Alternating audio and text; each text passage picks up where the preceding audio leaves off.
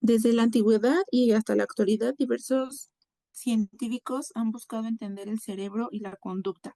En la presente línea del tiempo recorreremos algunos de los descubrimientos más importantes. En la antigüedad y Edad Media, Hipócrates y Galiano sentaron las bases de la relación entre el cerebro y la conducta. En el Renacimiento y siglo XVII, René Descartes, Andrés Vesalius y Luigi Galvani realizaron avances cruciales en la comprensión del cerebro.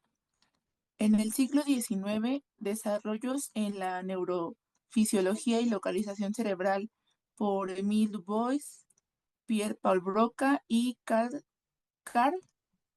Wernicke. A finales del siglo XIX e inicios del siglo XX, Santiago Ramón y Cajal y Camilo Golgi debatieron sobre neuronismo y reticularismo, influenciando la neurociencia moderna.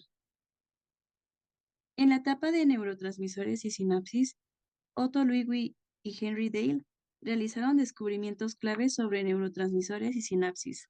En la etapa de neurofisiología del impulso nervioso, investigaciones de Alan Hodgkin y Andrew Huxley sobre el impulso nervioso que revolucionaron la neurofisiología.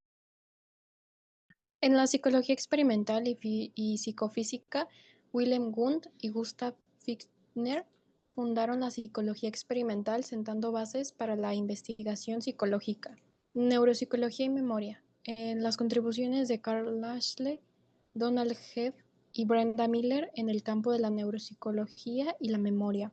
Y en neurociencia cognitiva y moderna, Vernon Montclair, David Hubel, Thorsten Wiesel y Eric Kandel ampliaron nuestro entendimiento del cerebro en la neurociencia moderna. Contexto evolutivo. Charles Darwin proporcionó un enfoque evolutivo que ha influido en la comprensión de la conducta. Consideramos que un descubrimiento clave sin duda sería la doctrina neuronal de Santiago Ramón y Cajal. Él demostró que el cerebro no es una masa uniforme, sino que está formado por miles de millones de células independientes, las neuronas. Parece algo obvio hoy, pero en ese tiempo fue revolucionario. Este hallazgo abrió la puerta a entender la mente como un sistema biológico y a comprender procesos que van desde el aprendizaje hasta la memoria. En pocas palabras, Cajal nos dio la base de la neurociencia moderna. Otro gran cambio del siglo XIX fue entender que la conducta no era algo abstracto o separado del cuerpo, sino que estaba anclada en estructuras específicas del cerebro. Paul Broca, por ejemplo, descubrió que una lesión en cierta zona del lóbulo frontal impedía hablar, y se le denominó el área de Broca. Y el famoso caso de Phineas Gage, un trabajador que sobrevivió a un accidente con una barra de hierro atravesándole el cráneo, mostró cómo una lesión frontal podía cambiar radicalmente la personalidad del ser humano. Estos ejemplos nos hicieron ver que lo que somos, lo que pensamos y cómo actuamos tiene un sustento biológico, ya que no se trataba solo de alma o espíritu, sino de materia viva. También en el siglo XIX se empezó a hablar de la psiquiatría como una rama de la medicina. Johann Riehl acuñó el término y Jean-Martin Charcot estudió la histeria desde una perspectiva científica, dejando atrás explicaciones religiosas o moralistas.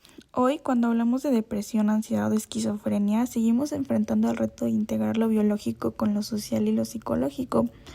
Esa mirada biopsicosocial que tanto defendemos en psicología tiene sus raíces desde esos debates en el siglo XIX.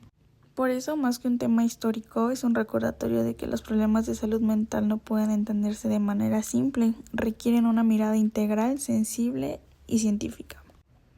Podemos concluir que, al mirar el siglo XIX, no solo vemos avances médicos o científicos, vemos el nacimiento de una nueva forma de comprender al ser humano. Cada descubrimiento nos recordó que somos complejos, que mente y cuerpo están unidos profundamente, y que como futuras psicólogas nos deja una enseñanza. Detrás de cada teoría, cada caso clínico y cada avance, siempre hay una pregunta central. ¿Cómo entendemos el ser humano y cómo podemos ayudarlo a vivir mejor? Esa es la misma pregunta que sigue guiando a la psicología y a la neurociencia hoy.